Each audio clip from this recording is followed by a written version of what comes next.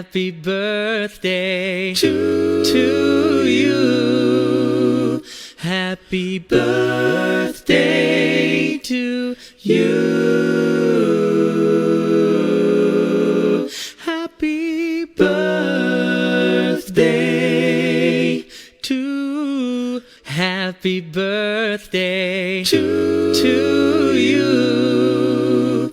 Happy birthday to you. Happy birthday to you.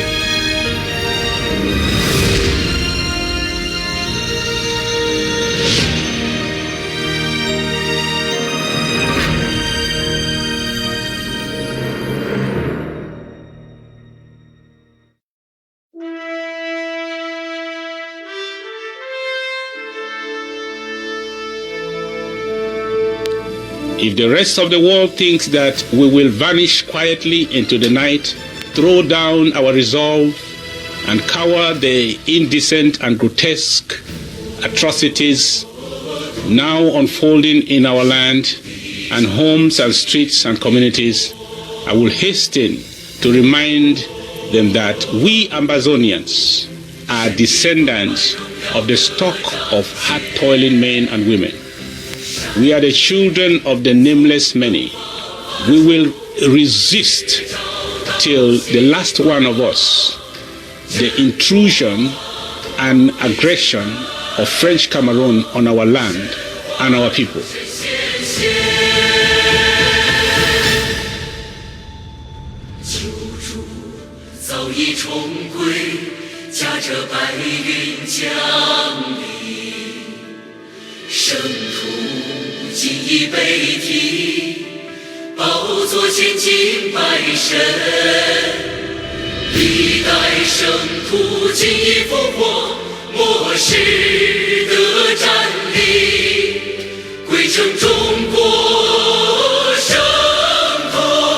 We, the people of the British Southern Cameroons, will no longer dwell at the nexus of nullification and the historic injustice it engendered in our land.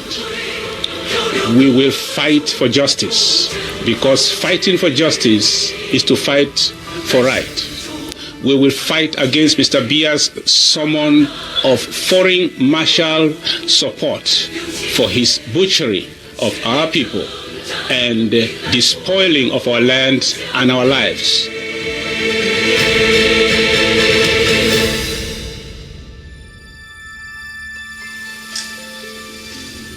Mr. President, sir, well, contrary to what you might be expecting, considering the precarious and very delicate situation our people are undergoing, I still want to celebrate you on this very special day on behalf of the entire cabinet of the interim government and the entire nation of Ambazonia. We want to celebrate the hero, architect, and exceptional leader in you. Thank you for being who you are to us. Thank you for accepting and responding diligently to the call of duty of servitude to the Ambazonian people.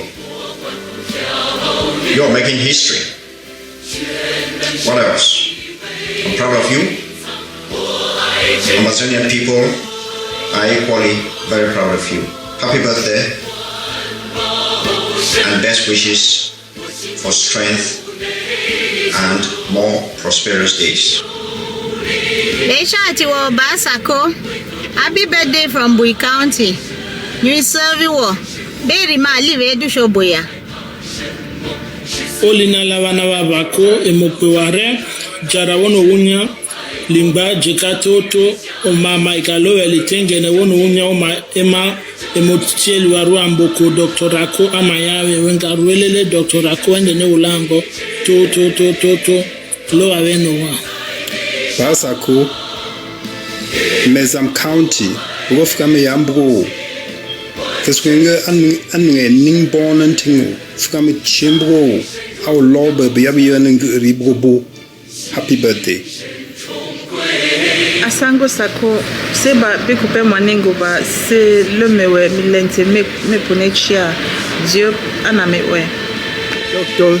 Samuel Sako Ikome wasumuto munene wasumuto akori wasumuto wabazaro nyenge dise bana ba Ondian County de yongenyo ikanda ngenyo moro buki omerema dinara binyaro yobo ina yobo ongondei ikanda ama ombusa obasa moro nyenge moto konjaro wana wario mori kariri tumbi moro amara kanake akara kanake aise bana ba Ondian County lo mokodi nara dobero abombusa andofoko be abombusa tenga na roro akanake tetoboya nyama na fembe Dr. Sako ise bana ba Ondian County Domo Koroma, happy birthday,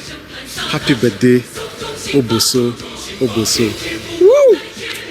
Mr. President, we won't content them back in Mongolia and Yangola. Mbina Santa Ginga Fiego Mbwari, Zolo, whatever we go boya. Bombole Ajo, God bless. Yes, one boy on tongue to Mr. President, Dr. Ekome Samuel Sako, a concern for happy birthday server. So, Besova now is in cheery bum.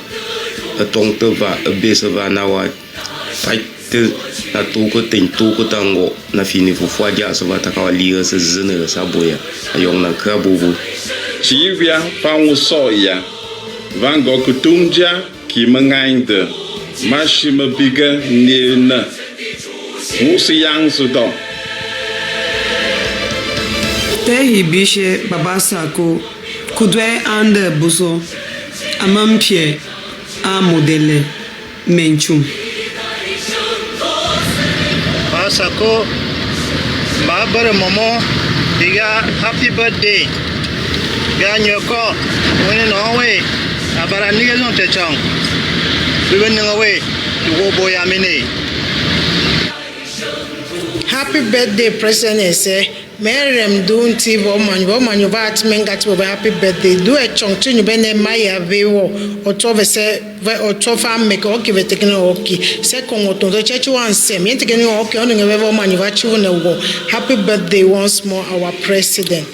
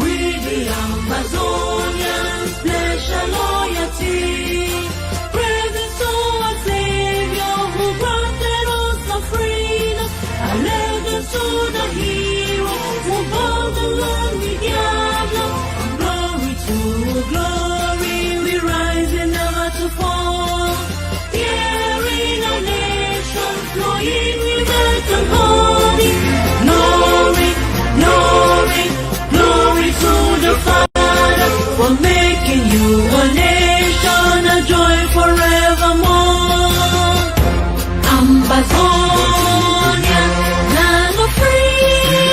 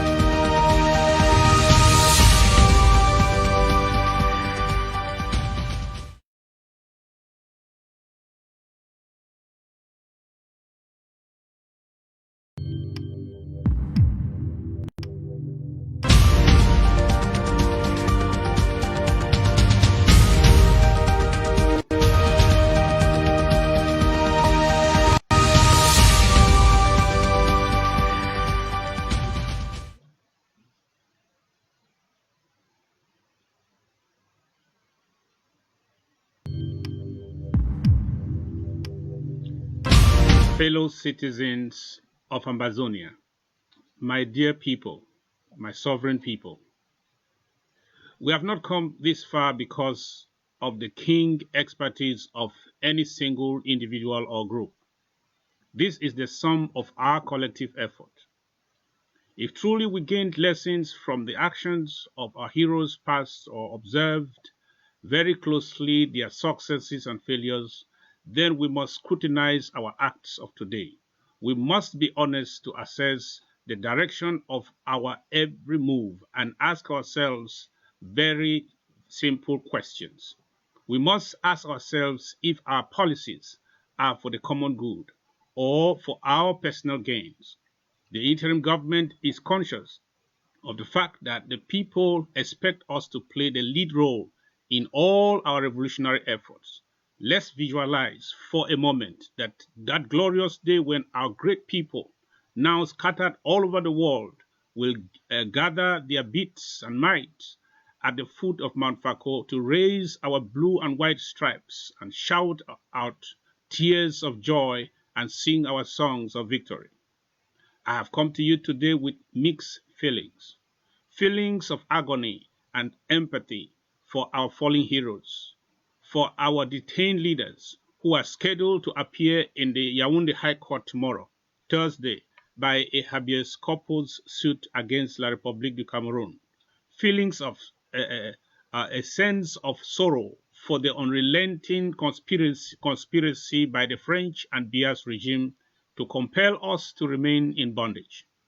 I have come with the power of hope and of faith, the hope of our young boys and girls who have picked up available Dane guns to courageously confront the genocidal squad of Paul Biya, the hope for over 400,000 internally displaced persons on ground zero surviving in the harshness of the dark equatorial forests for fear of Biya's genocidal army, hope for our refugees, hope for our detainees, and hope for all our families at home and abroad.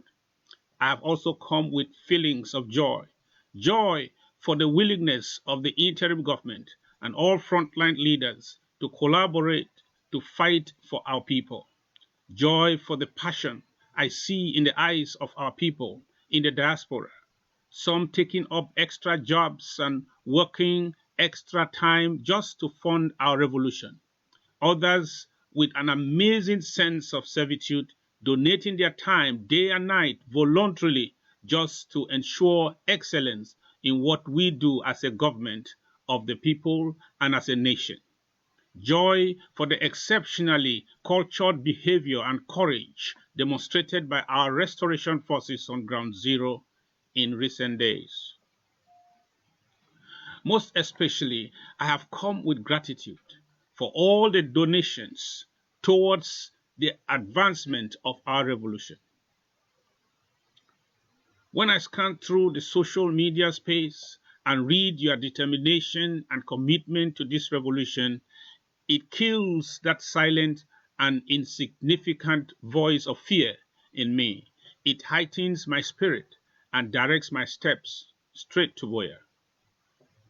Dear compatriots, fellow Ambazonians, a revolution is not a party or show game or a stage for rock stars to prove their worth.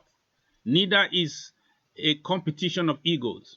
We are not in a political campaign for interest groups to compete instead of collaborate. That is why I am appealing to every one of you at home and abroad, irrespective of your country of origin, your political affiliation, be it the SCNC or SCYL, AGC or Morris, or loyal to any of our esteemed nationalist groups. We need to come together, strategize together, begin the urgent task of winning the war as one indivisible army, restore our nation, regain our dignity, and set forth an honorable legacy for our generations unborn. It is not enough for our groups to work together with the IG. We must clearly define the work to be done jointly, constitute the interdepartmental project groups. Otherwise, we will be doing joint fundraisers in joint accounts only to share the money disproportionately among member groups without the slightest guarantees that each group will use the money for the proposed or the purpose intended. We need to come to that point where we celebrate victory as a people, take responsibilities as a people, acknowledge shortcomings as a people, and together forge ahead stronger as a people. Permit me to quickly throw some light on these three important subjects. Collaboration between all frontline movements with the IG. As Beth during Washington AACC conference was a statement of our lofty intentions to work together, but we are yet to agree on a structural framework for effective collaboration. We have, however, agreed to join each other to work in collaboration. The upcoming Independence Day festivities will be no exception. It was an honor for your interim government to have carried the full financial burden as the host of the AACC conference, which took place in Washington, D.C. about 2 weeks ago. That our frontline leaders willfully sat down together to discuss strategies among each other meant a lot to all of us. My people, I read the relief and elation in Ambazonians when leaders come together as they came in Washington, D.C. I saw a people who hungered for freedom. Your dreams will not be shattered by any human limitation. Collaboration is a method of solving shared problems and resolving conflicts. The idea of collaboration will be used by the different liberation movements together with the interim government to help complement forces, pool information, share intelligence, and reach mutually satisfying long-term agreements and the liberation of our statehood. We need to acknowledge our individual positions and strengths, and the fact that as Ambazonians, we are interdependent on each other to achieve our goals faster. By collaborating on specific projects without dissolving our individual existence or operations, we will solve problems of a wide-ranging scope and complexity. Most of the existing frontline groups were created from diverse inspirations, not just because our people love division, but because at different times our patriotic leaders saw different needs, sought for different ways to go about them. We need to exercise some patience with our various opinions on how we expect this to work. I think it will be wisdom for us to continue building trust, designing mechanisms in execution of projects in specific areas of collaboration. That way, every money we raise jointly will be effectively utilized. The IG rejects the idea of raising funds and sharing amongst organizations. This does not translate well in the eyes of Ambazonian taxpayers or contributors. Instead of raising money and sharing among groups or individuals, let's do the work together. At this stage of the revolution, we cannot afford to make mistakes. The French Cameroon government is currently recruiting 2,600 soldiers, something we cannot undermine. On the issue of the necessity for a joint account for collaborative projects, this is what I got to say. People of Ambazonia, it was for our best interest that leaders came together to assure you of collaboration. What happened in Washington, D.C. was not just lip service. Considering the number of lives on the line, leaders of the revolution successfully laid a foundation for collaboration, acknowledging the challenges that come with a genuine effort to collaborate. We are, however, still to agree on how to execute joint projects through maintaining our separate identities.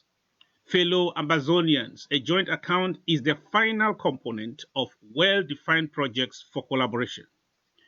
Give leaders some time to come up with a detailed, clear-cut, comprehensive, and feasible form of collaboration. We must first agree on what and the how. Otherwise, we will have to be sharing money out of the joint account to groups just because we cannot work together as one. It is our position that until we are able to agree on joint execution, joint fundraisers will not be for the best interests of our individual organizational objectives. On the money raised at the AACC fundraiser, let us stop all malicious suspicions. We all have the right to hold leadership accountable.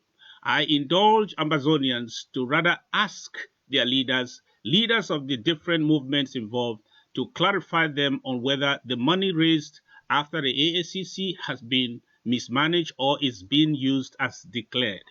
I also expect the leaders to arise and correct surrogates and activists who make such false insinuations against the IG or leaders of frontline organizations without an iota of the truth. We have raised concerns, some have raised concerns about MTTB, and in our observation, many of the people castigating and making unfounded accusations online do so out of the bitter divide of the past.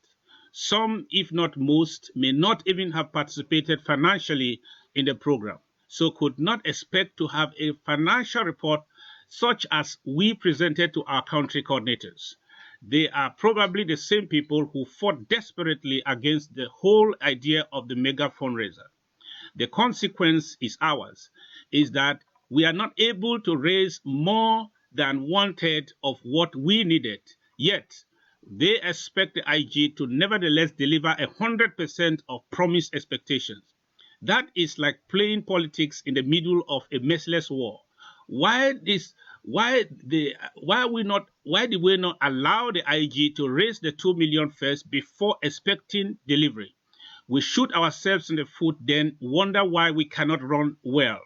Nevertheless, I think the people of Ambazonia deserve to be accounted to without exposing our secrets or weaknesses to the enemy by giving out unwarranted details. Those who want to know more about the My Trip to Boya should contact country coordinators. Last month, I instructed the IG and the departments involved, including the ASC, to present a clear report, and it was presented to Cabinet, to Restoration Council, and to country coordinators for the record. In the meantime, let me mention some achievements. Firstly, we created the ASC in the month of March with mainly a few hundred assets on the ground. But as we speak, we have many thousands of assets now on the ground. I mean self-defense soldiers prosecuting the resistance on the ground. All this translates into scores of camps, feeding materials, and the well-being of thousands. Secondly, it is not news to you that we changed the game from the typical hit and run to now a sustained resistance and even providing backups, and that means better structures, proper coordination. We have spread the resistance, which was mostly a Manu-centered resistance, to what has become an all 13-county multifaceted resistance. Thirdly, the economic sabotage that we launched had taken its gains in major corporations that has almost shut down brasseries, Pamol, CDC, with more than 50% shut down now. Now, Del Monte is also creeping. We have inflicted heavier casualties in the camp of the enemy. I naturally do not make my strategies public. I won't start today. But here is the deal. We are not naive and we are not ignorant of the stakes involved or challenges lying ahead. One of the ways to keep reinforcing our strategies will be continuous collaboration amongst leaders. We have heard the different methods as proposed by our frontline activists like Eric, like Mark, and others. Thank you very much, all of you, for your contributions.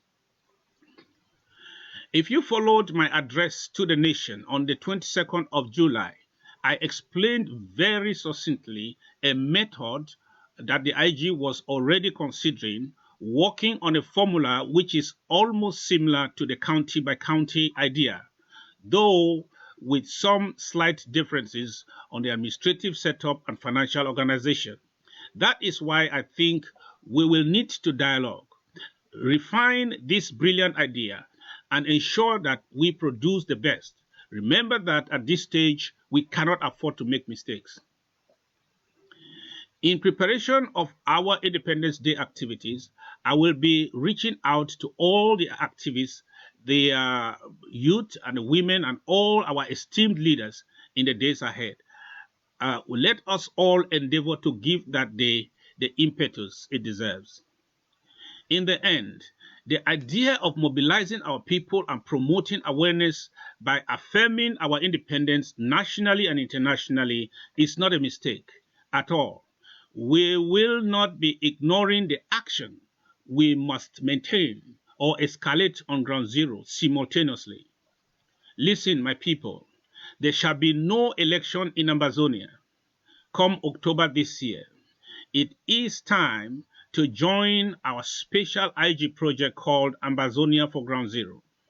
The project coordinator has requested any non-affiliated group, anyone who is desperate and needs some basic survival materials to contact the IG today, and they will be given help directly upon minimum authentication. So let me say aluta continua to all of us. Thank you for my birthday wishes. Thank you all very much. God bless you, and may God bless the Federal Republic of Ambazonia. And I want to say, kindly be patient for some questions that will come up shortly. I am still with you. God bless you.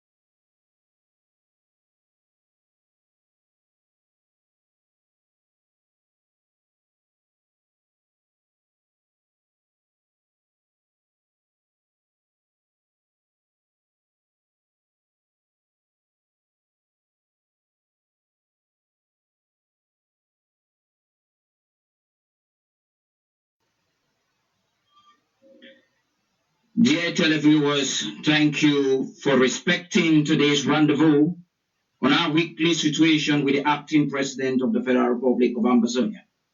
Today we have had the president elaborately expatiate on some of the pertinent issues plaguing, issues of great concerns to the people and the future of our revolution. As the tradition of this particular program, we will be relating questions to the acting president from the communications department of the IG, and also from some of the burning issues raised by Ambazonians either through direct messages or popular concerns on the social media. I'm here today with Dr. Aisha Ann, a linguist, a writer, and an esteemed member of the communications department, carrying with her real concerns encapsulated in her questions.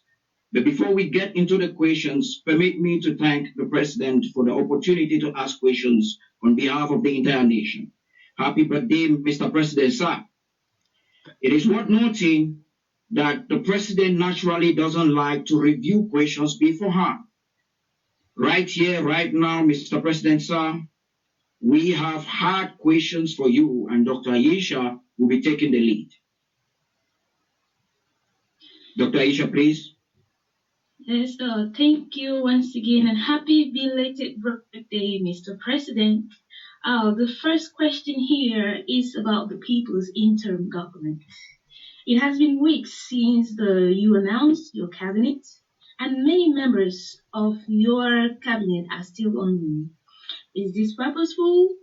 It's also been noticed by many Ambazonians that Ambagov has not been updated for a while. Do we have a new website? Over to you, Mr. President. I'm sorry, I didn't get the first part of the question. You said many members of the government are still what? Can you just... Unknown. Okay. Okay. The first part of it is that it is the duty of my office to appoint and publish those names.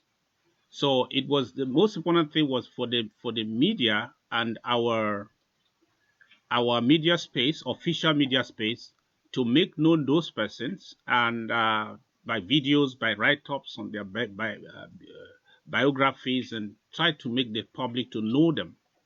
That has not been done. So I throw the blame back to you, the communication team attached to the presidency or the Department of communication. It is the best thing to do. Even that I think you've even left out the Restoration Council, who are not appointed by the executive though. But the people want to know who are the ones that are also making laws for them. They want to know their names and who they are, so that they can reach out to them, and even the members of the executive. So please, I would throw back the challenge back to your department to make sure you reach out to the people who are already working, even though they are not known. They are digging every day down. Their heads are down, working. But we need to know them so that we can approach them when we have contributions to make.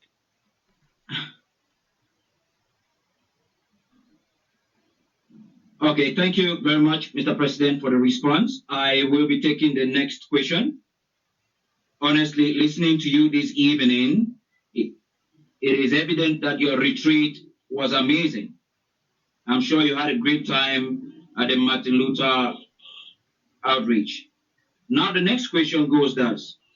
After the much needed unity among our leaders, or collaboration like you will call it, Ambazonians are still to see some concrete collaborative actions undertaken by the leaders, like the upcoming independence celebration, etc. It is understood that unity collaboration does not imply dissolution of the groups, but our leaders must have common areas on which they collaborate. And the president throw more light on this. The truth is that we should collaborate in everything. If you see the areas that we listed out on our joint resolutions out of the conclave, that included defense, that included communication, diplomacy, refugees. That's exactly everything the government does, everything we are doing in this revolution, right? So we have to collaborate in these areas. Now, to collaborate is just an intention, but for us to really achieve collaboration, there are things that must be done. We have to agree. That we have just taken the first step in the right direction.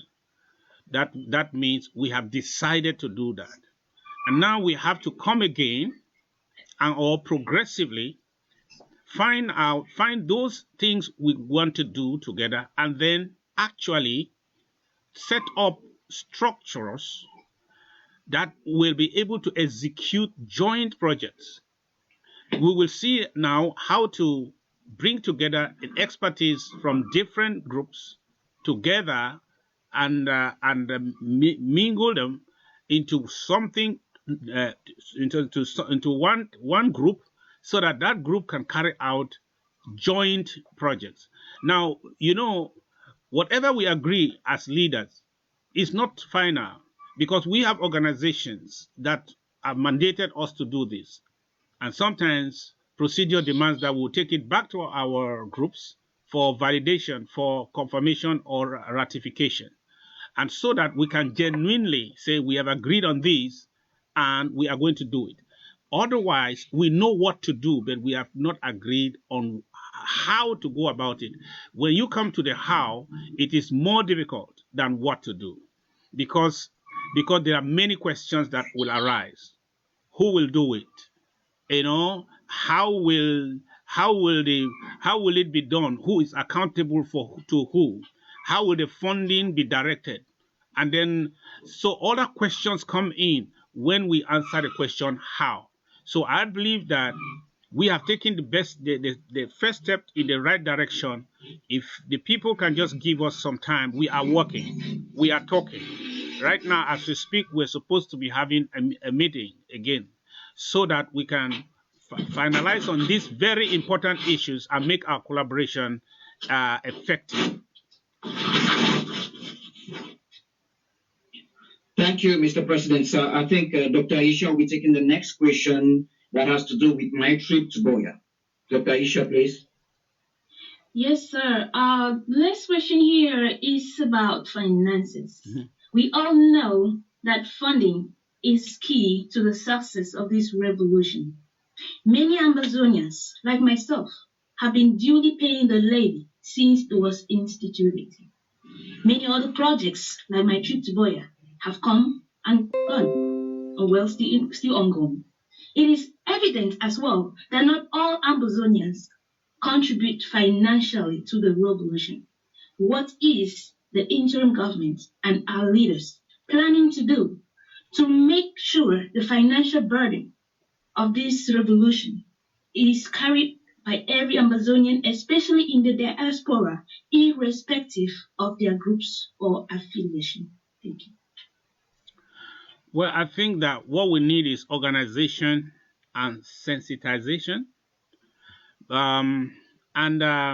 We have to find a way to mobilize so that everyone who is active online, active on WhatsApp and social media, everyone who is touched by what is happening on the ground should be financially committed towards the struggle by contributing to the struggle. What we have now is that we are emotionally invested, but many. From the data we have from my trip to Boya and the data we had on the former website, I was going to answer a question on the website that there's a new website now in place. From the data we have, we see that there is a very massive passive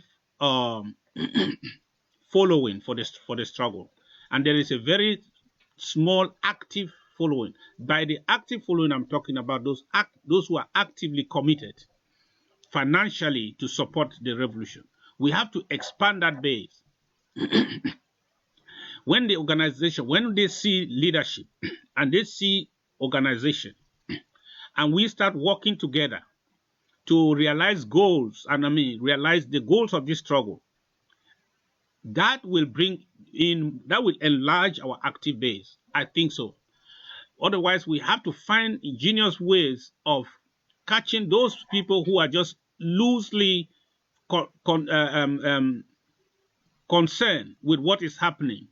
Some are, but they don't know where to go to. Not enough mobilization has been done at the cultural level, at county level, at institutional levels, at organizational levels, even at country levels. We have to work very hard to reach out to these people who are emotionally affected by what is going on. who think that our solution is the right way, and who should at least make a contribution. And we also have to find ways of getting even ground zero committed for those who have the means to even commit to get their own contributions. So we have a lot of work to do financially. The Eritreans mobilize in this manner more than us to be able to contribute so many millions of dollars every year. We are really struggling when it comes to the financial side. So we have a lot of work to do, and that means joint work.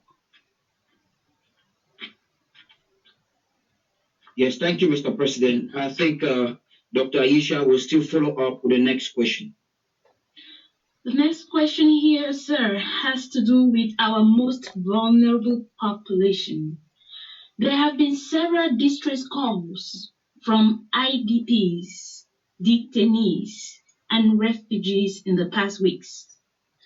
We know their plight should be one of the main priorities of our leaders.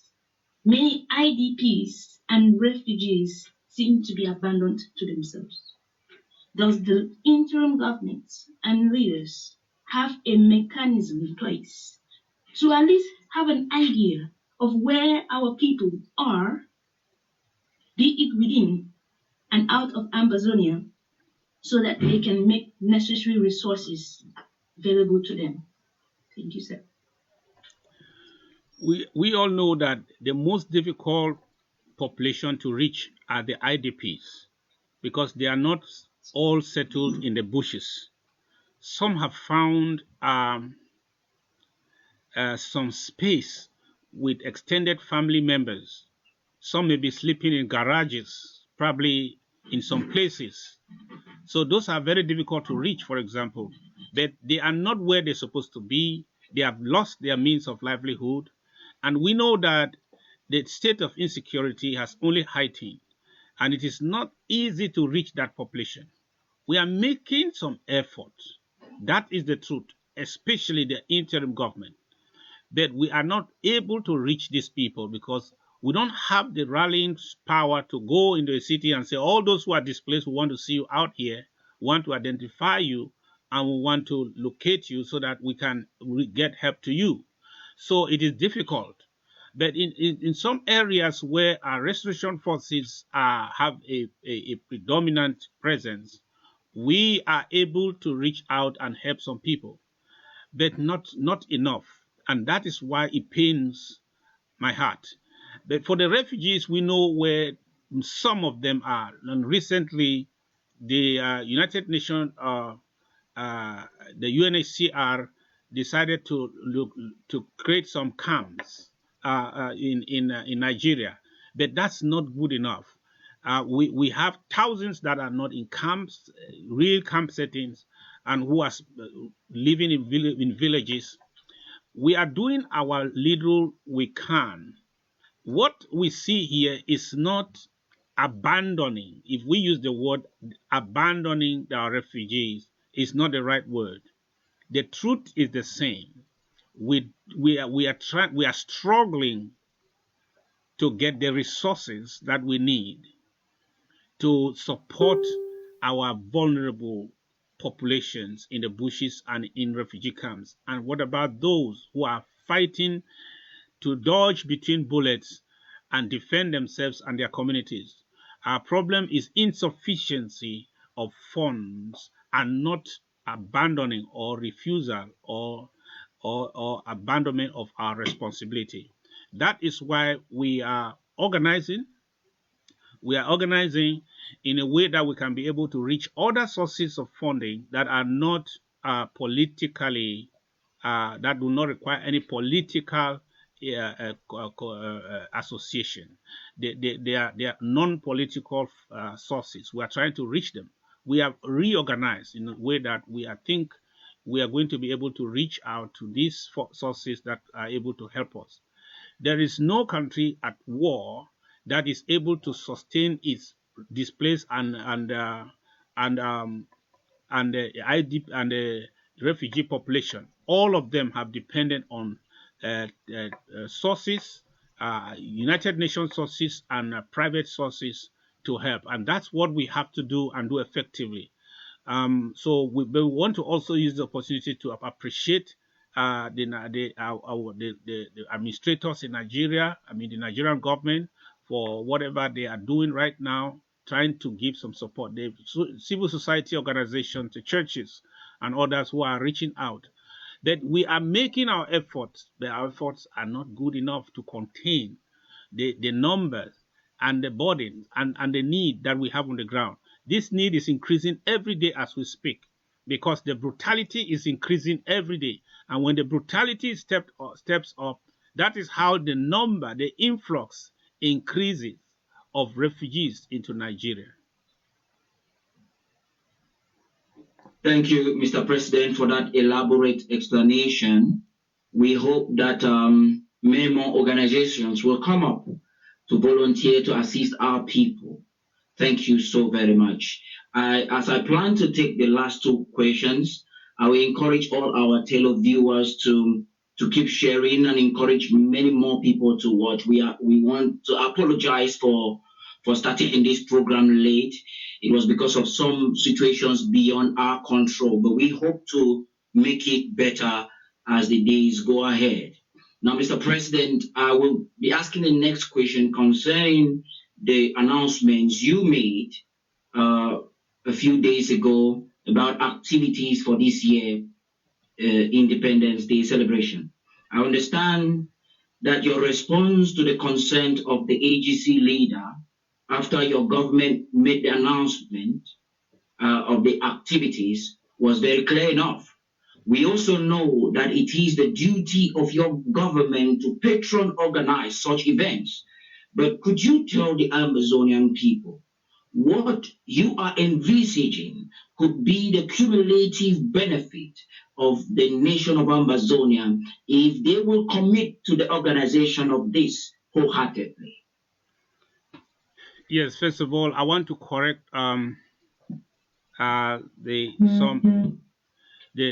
impressions that some may have had that if any of our groups announce an event, it automatically translates into narrowing the scope of participation. No, the spirit of collaboration demands that amongst ourselves we still do exist separately and independently. Therefore, if we have an idea or a program, and then we bring it to the table, we can still work together as one to realize that project. That is at this level of this loose round table that we have not agreed on a principle that says that every decision has to be by consultation. But we have agreed to work together. That means that if that thing is for the interest of all of us, as we are going to meet, we are going to agree on working together to realize it. So everything is intact. We are going to agree on how to work together to realize that the Independence Day celebration and the activities that should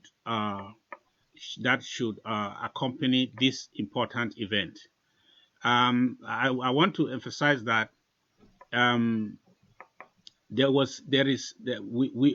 it will not be anything different than we did at the AACC. So for somebody to make a semantic argument that to call it a feast, it means that you guys are going to feast. That's politics. That's demagogy. Because everybody, even the person making that statement, knows that there is no feasting whatsoever. But here is the thing. We want to use the commemoration of the restoration of our independence as an event for us to attract many helpers to our side, to bring many people close to us to know our problem. We want to use it as an opportunity to connect with our communities. Because until we've sufficiently internationalized this problem Ambazonia will be fighting alone. This is an opportunity for us to ensure that we can connect to the maximum with all our communities. If you are in Germany, this is an opportunity to connect with them.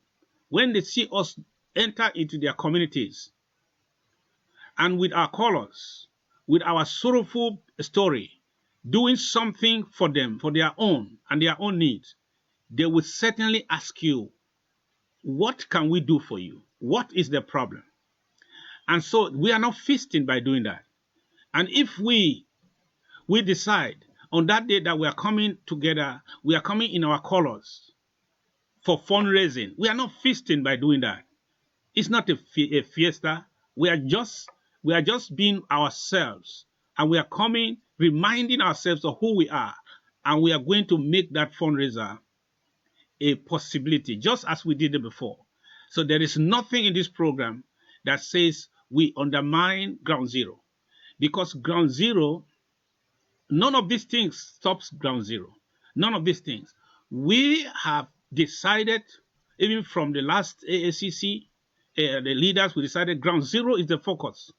I hail the position of those in among the frontline leaders who don't have a lot to do on Ground Zero, but they decided to give up their share to make sure that everything is focused on Ground Zero. That is still the focus. We are going to maintain that focus, having to celebrate the restoration of our independence and tell our story to the world and to the international media, and to let the community come out in numbers has nothing to do with a fiesta.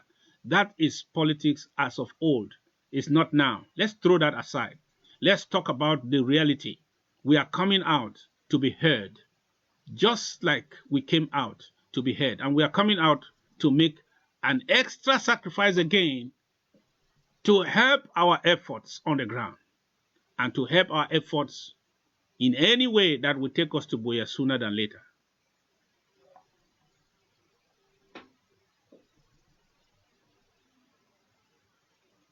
I can't hear you. I can't still hear you.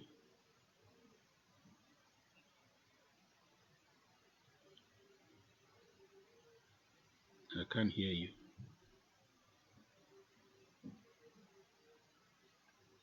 The sound technician, is that your problem?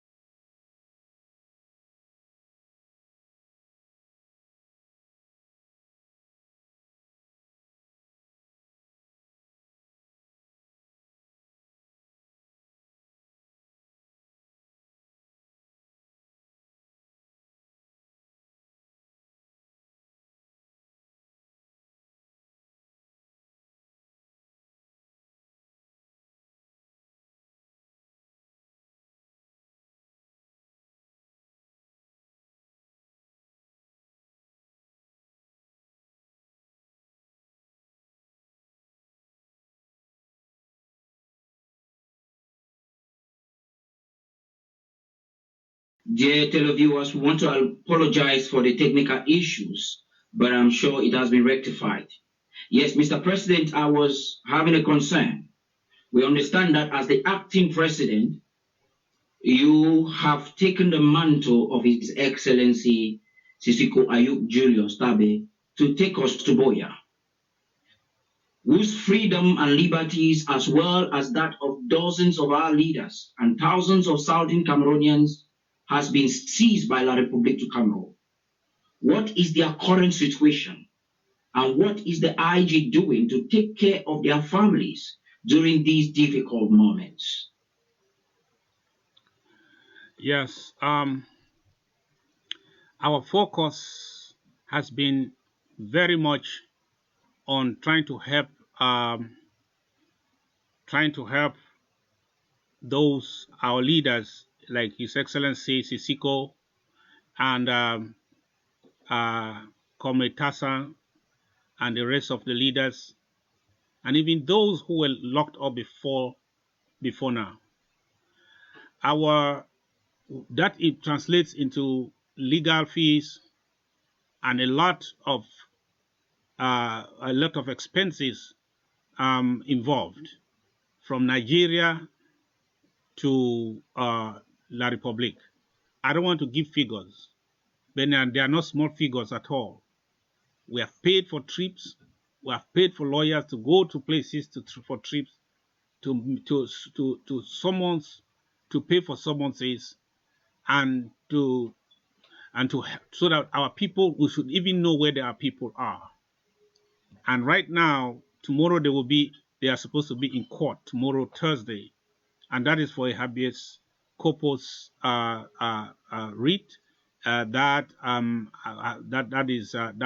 requires them to be presented to court in the High Court of Yaoundé. We hope that the lawless regime of La Republique will bring them to court. The purpose of this was to compel the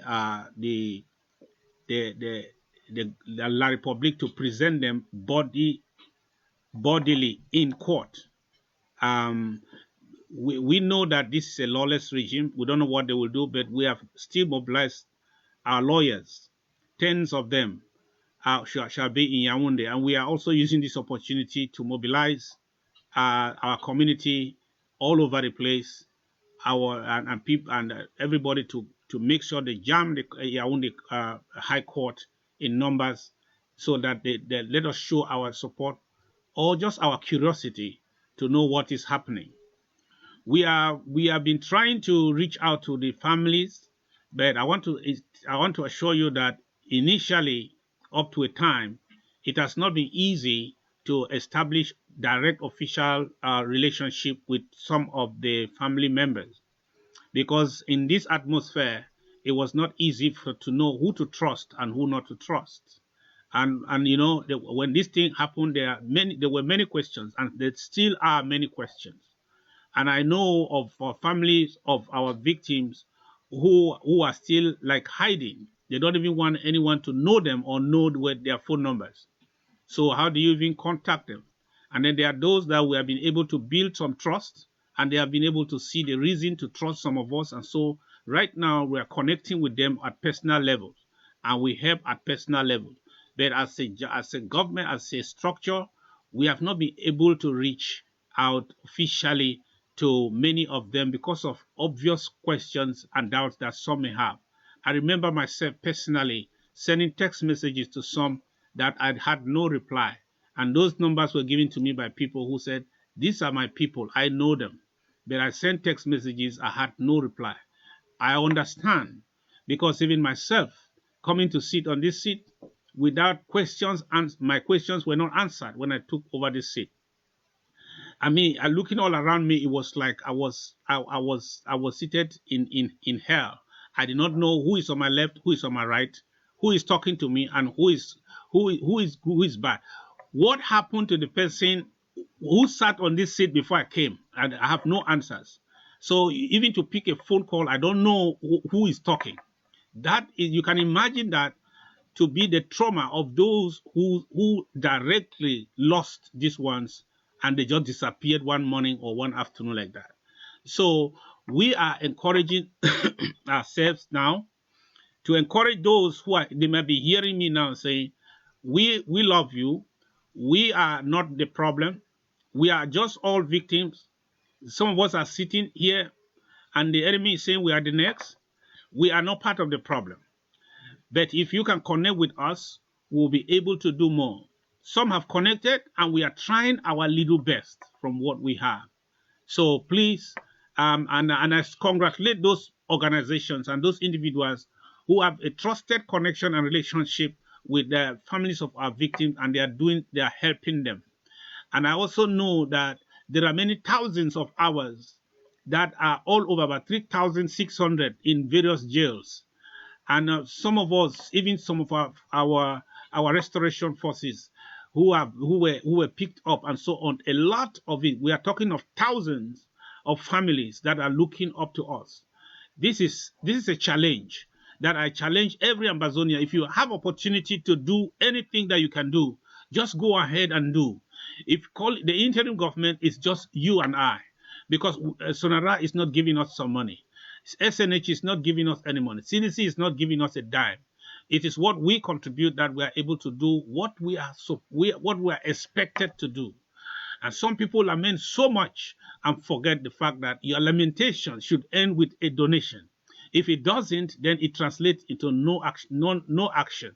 It will cause no change. It will only help people to look down on us for not being able to do what we are supposed to do. And that is the reality. So thank you very much for that question. Okay, Mr. President, thank you very much. I have heard you. The Ambazonian people have heard you. I would like to appreciate you for opting to come to your people every Wednesday. I'll tell you there are a lot of hard questions and concerns that every time you come, you bring clarifications. There are some who are trying to downplay the efforts of your administration by using the Sisiko Julius affair in Yaoundé to castigate and make insinuations without facts, like your government isn't doing anything. But every time we receive updates just from you, thank you very much for your heart and for what you're doing for your people and for your nation. Fellow Ambazonians, with the permission of the president, I think we have come to a logical end of tonight's show. We want to thank you all for your patience. You keep sharing and ensuring that people that didn't watch can watch our rebroadcast. And we plead for you to respect our rendezvous for next week with the president. Thank you very much, Mr. President. Happy birthday once again. Thank you, our communication team.